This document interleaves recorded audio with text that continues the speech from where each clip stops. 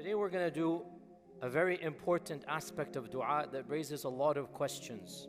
In a hadith narrated in the Sunan of Ibn Majah, the Prophet ﷺ said, لا يزيد في العمر إلا البر ولا يرد القدر إلا الدعاء. The only thing that will increase a person's life is doing good deeds, especially to one's relatives. And the only thing that repels qadr is dua. The only thing that changes Allah's qadr is dua. The same sentiment is found in a number of traditions. For example, in the Sunan of At-Tirmidhi, the Prophet ﷺ made a similar statement, reported a similar statement, لا يرد القضاء إلا الدعاء. Nothing changes Allah's qada other than making dua.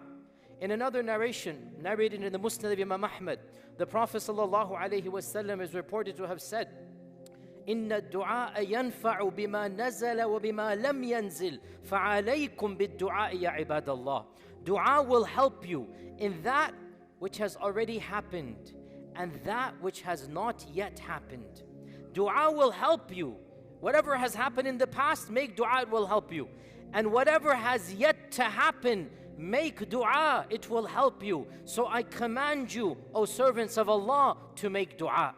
And in another hadith which has some authenticity issues, some scholars say it's weak, some say it's hasan, but the concept has already been proven in the previous ones. It's in another book called the Mustadrak of Al-Hakim, which is outside of the famous 6 books. There is a narration that says that inna du'a wal qadr, dua and qadr yata'alajani, they are having a fight ma bayna as-sama'i wal ard, in the heavens and earth, until the day of judgment.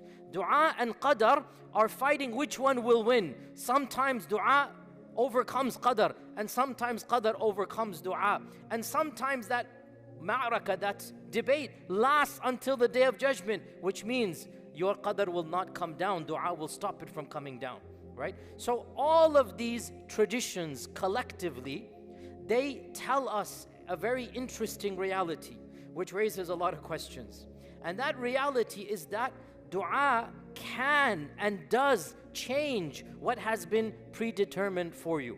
Now, of course, we all believe in qadr. This is one of the fundamental pillars of iman. You all know in the hadith of Jibreel, and Allah subhanahu wa ta'ala says, Inna kulla shay'in khalaqnahu biqadr. We have created everything with qadr. And Allah subhanahu wa ta'ala says, Wa kana amrullahi qadaran maqdura. Allah's amr, Allah's commands is something that qadr has been done with. There is no changing of qadr. And Allah subhanahu wa ta'ala mentions in the Quran, Wa tammat kalimat rabbika sidqan wa ada. Allah's commandments and Allah's statements are not going to be changed.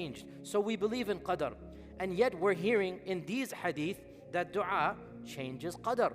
How do we reconcile this reality? Our scholars have commented on these traditions in many different books. The summary of it is as follows. First and foremost, we begin this very complicated discussion with the important disclaimer. Qadr is a mystery whose reality will never fully be understood. We simply have to submit and accept. Qadr is a mystery. It involves Allah's knowledge and Allah's power. And our finite minds can never comprehend Allah's infinite knowledge. So to presume that we will understand qadr is an arrogant presumption. And the notion of trying to reconcile free will with qadr, this problem has never been solved in a simple manner, and the ummah has always been grappling with it. In fact, the Prophet ﷺ himself was asked by one of the companions. This hadith is literally reported in our own traditions. One of the Sahaba, the same question every one of us has. He said, Ya Rasulullah, if everything is qadr, why should I do anything?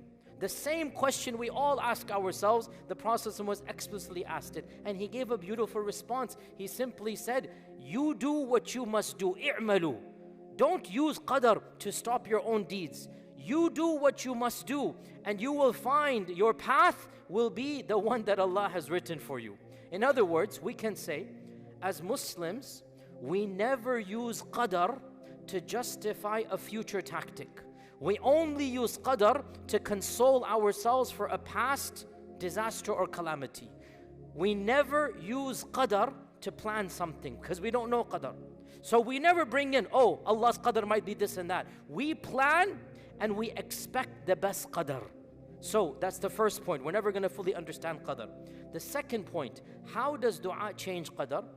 Our scholars mention that in reality there are 5 levels of Qadr. There are 5 levels of Qadr. And dua changes the lower levels, but the higher levels, it has already been predetermined that because of dua, the lower level will change. And the highest level, only Allah knows, even the angels don't know. The highest level of Qadr, only Allah knows. Very quickly, what are these 5 levels? Number 1, the first level is what is written in Lawh al-Mahfuz. And that only Allah Azza wa Jal has access to. Allah knows what is in Lawh al-Mahfuz. It was written before Allah created the creation. The famous hadith, the first creation that Allah created was the pen. And Allah said to the pen, write. And the pen wrote down everything that would happen until the day of judgment. That is the Lawh al-Mahfuz.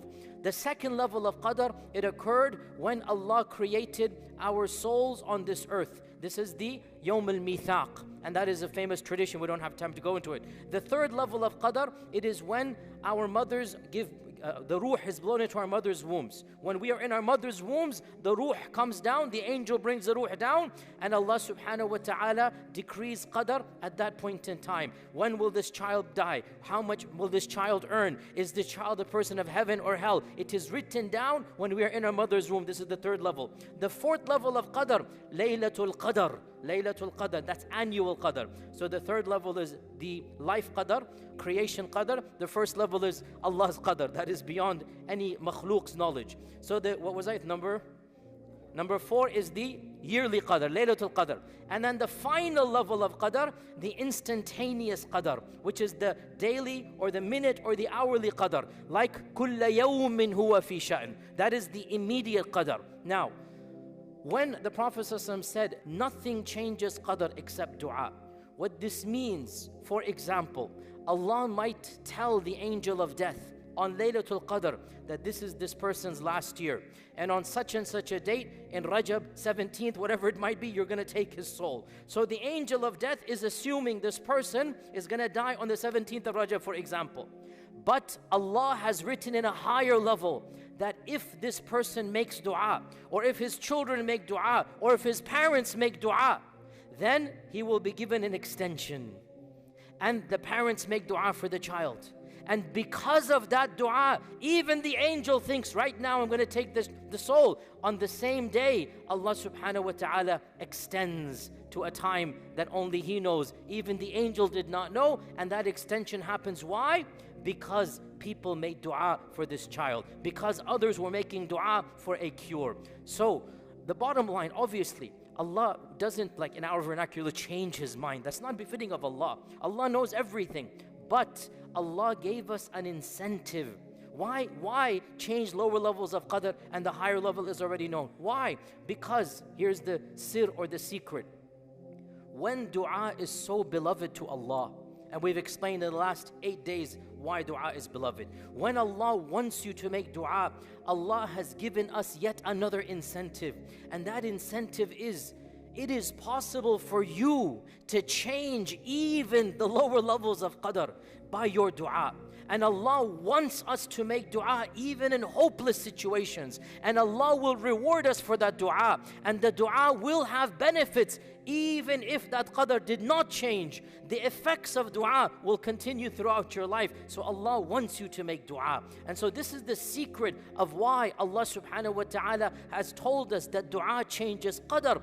Because He wants us to make dua even when we think all odds are against us. Even when we think Qadr is against us. The Prophet ﷺ told us, don't worry, your dua and only your dua. Nothing else changes Qadr, by the way. Nothing changes the lower levels of Qadr. Not anything other than dua. And to conclude this, even the Prophet ﷺ would make dua to change Qadr. How so? In the authentic hadith in Sahih Bukhari, the Prophet ﷺ would say it's a long dua, and one phrase, وَأَعُوذُ بِكَ, I seek refuge in you, مِن سُوءِ الْقَضَاء, from the qada that is bad for me.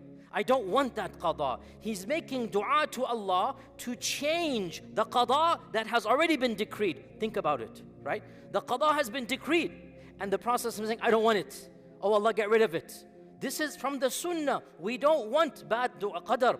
So we want to change the lower levels of Qadr for the higher levels, knowing Allah will change it. And only Allah knows, even when you think Qadr might be against you, because those are the lower levels of Qadr. Make dua, because the only thing that changes Qadr is dua. That's how powerful dua is. And inshallah from tomorrow, we're going to start talking about the etiquettes of dua.